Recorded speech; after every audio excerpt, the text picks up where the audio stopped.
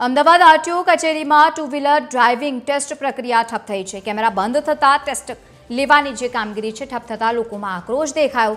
Server down હોવાથી technical system નિષ્ક્રિય થતાં વહેલી સવારથી જ આવેલા અરજદારોને લાંબી કતારોમાં ઊભો રહેવાનો વારો આવ્યો અને અંતે નિરાશા જોવા મળી।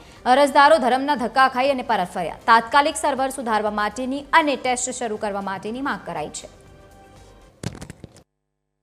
ત્યારે છેલ્લા 1 વર્ષનો મારો આરટીઓનો અનુભવ છે કે મારા ટ્વિન્સ છોકરા છે, લાયસન્સ બંનેના લેવાના હતા। મારે 4 વ્હીલનું રિન્યુઅલ હતું। દરેક વખતે 2 થી 3 ધક્કા ટેકનિકલ બંધમાં ખાવા જ પડ્યા છે।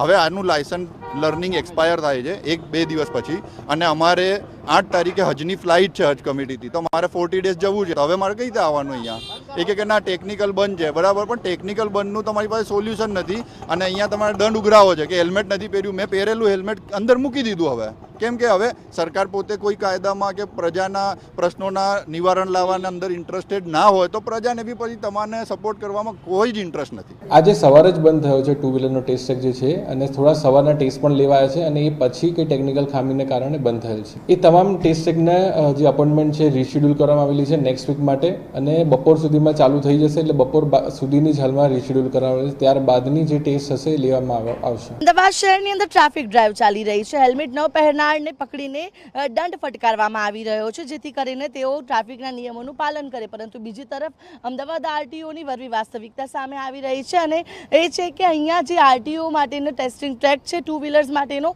તે બંધ હાલતમાં છે, જેનું કારણ છે કે ટેસ્ટ માટે જે કેમેરા અને જે સર્વર ચાલવું જોઈએ તે હાલ બંધ હાલતમાં છે, જેના કારણે અરજદારો છે કે જે લાયસન્સ લેવા માટે તો આવે છે પરંતુ ટ્રેક ટેસ્ટ નથી આપી શકતા, જેના કારણે તેઓ ધક્કા ખાવા માટે મજબૂર બની રહ્યા છે। એક બે નહીં પરંતુ ઘણા બધા લોકો છે વહેલી સવારથી જ અહીંયા આવી જાય છે, લાઈનોમાં લાગે છે, પરંતુ ભર તડકાની અંદર તેમને ધક્કો ખાવો પડે તેવી પરિસ્થિતિ સર્જાય છે, કારણ કે આ જે ટ્રેક છે તેમાં કેમેરા છે તે નથી ચાલી રહ્યા, જે સર્વર છે તેની અંદર પ્રોબ્લેમ સર્જાઈ રહી છે અને આ જ પ્રોબ્લેમના કારણે અત્યારે હાલ જે ટ્રેક ટેસ્ટ આપવા માટે આવતા લોકો છે તે ધક્કા ખાઈને પરત ફરી રહ્યા છે। અમદાવાદની 43 ડિગ્રી આ ગરમીની અંદર લોકો હેરાન પરેશાન થઈ રહ્યા છે અને આ જે કેમેરા બંધ હાલતમાં છે તેના કારણે તેઓ આ ટ્રેક ટેસ્ટ નથી આપી શકતા। બીજી તરફ સવાલ એ થઈ રહ્યો છે કે એક તરફ ટ્રાફિક ડ્રાઈવ ચલાવવામાં આવી રહી છે, જે વ્યક્તિ પાસે લાયસન્સ ન હોય તેમને પણ દંડ ફટકારવામાં આવે છે, પરંતુ લોકો જ્યારે લાયસન્સ લેવા માટે આવે છે તો લાયસન્સની પ્રક્રિયા માટે જે ટ્રેક ટેસ્ટ લેવાવી જોઈએ